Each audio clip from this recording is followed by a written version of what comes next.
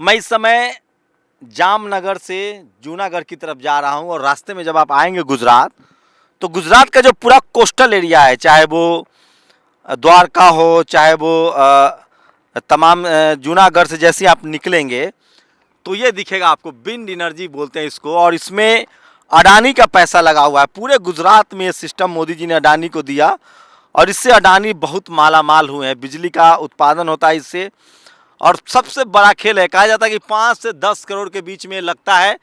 और इसका एक एक पंखा कितना विशाल होता है, ये तस्वीरों में देखिए। ट्रक पर लदे हुए को हमने फ़ोटो खींचा था, वीडियो बनाया था। तो ये विंड जो है, विंड एनर्जी है, और इस तरह के तमाम विंड एनर्जी देखिए लगे हुए हैं। मेरे कैमरामैन आपको दिखा रहे होंगे। तो विंड शील्ड है, और इसको लेकर मोदी जी ने जिस तरह से कच्छ पूरा कौड़ियों के भाव दे दिया, ये प्रोजेक्ट भी अडानी को मिल गया सस्ते में। और इस वजह से उनका जो एनर्जी वाली कंपनी है ना, अडानी एनर्जी, वो बहुत ही ज़्यादा फ़ायदे देती है और इससे बिजली का उत्पादन होता है। लेकिन ये डेवलप होना चाहिए, ये ज़रूरी इसलिए है कि इससे कोयला वाला जो बिजली है वो पॉल्यूशन करता है।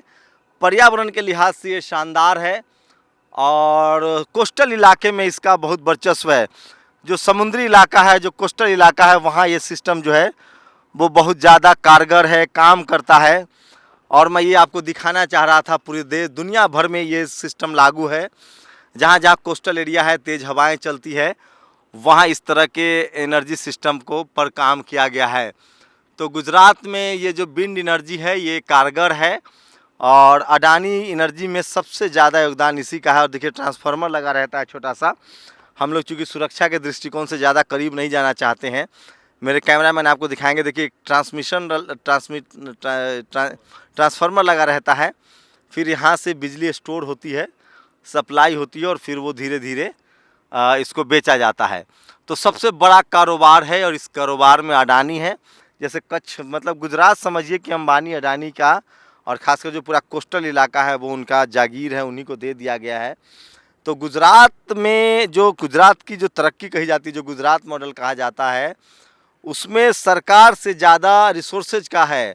क्योंकि कोस्टल एरिया है, बंदरगाह है, पोर्ट है, तो शुरू से ही गुजरात जो है वो अमीर रहा है। और ये काम जो है वो नरेंद्र मोदी के दौर में हुआ है, विंड पर काम हुआ है, और ये शानदार है जो आपको मैं दिखा रहा था। और इससे जो है स्वच्छ एनर्जी, बिना पॉल्यूशन वाली एनर्जी जो है इससे पता चलता है। तो ये भी है गुजरात जब भी आइए, और कोस्टल एरिया में जब आप सोमनाथ, द्वारका इस तरफ जाएंगे तो लाइन लगाकर आपको इस तरह के विंड एनर्जी सिस्टम मिलेंगे, जो खासकर देखने में शानदार लगता है और लोगों को अपनी तरफ आकर्षित भी करता है।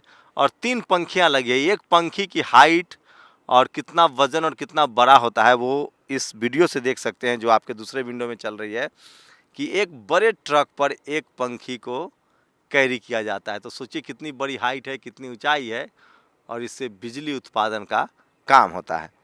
तो गुजरात का ये भी एक रंग था जो मैं आपको दिखा रहा था। पूरे देश में अगर इस पर काम हो तो सोलर पावर के बाद विंड एनर्जी जो है, विंड इलेक्ट्रिक जो है, वो ज़्यादा बेहतर है पॉल्यूशन के हिसाब, पर्यावरण के लिहाज से भी। लेकिन ये थोड़ा कॉस्टली पड़ता है। अगर इसको ज़्यादा जनरेट किया जाए, तमाम जो कोस्टल एरिया वाले स्टेट है वहाँ लगाया जाए, तो ये देश के लिए फ़ायदेमंद है। कैमरामैन आशीष के साथ शंभू कुमार सिंह, नेशनल दस्तक, जामनगर, गुजरात। नेशनल दस्तक की आपसे गुजारिश है कि अगर इसको बचाना चाहते हैं तो नेशनल दस्तक को सब्सक्राइब करने के लिए रेड कलर के सब्सक्राइब बटन को दबाएं, फिर बेल आइकन की घंटी दबाएं। नेशनल दस्तक को बचाने के लिए बहुत ज़रूरी है कि हर खबर को शेयर करें, लाइक करें, कमेंट जरूर करें।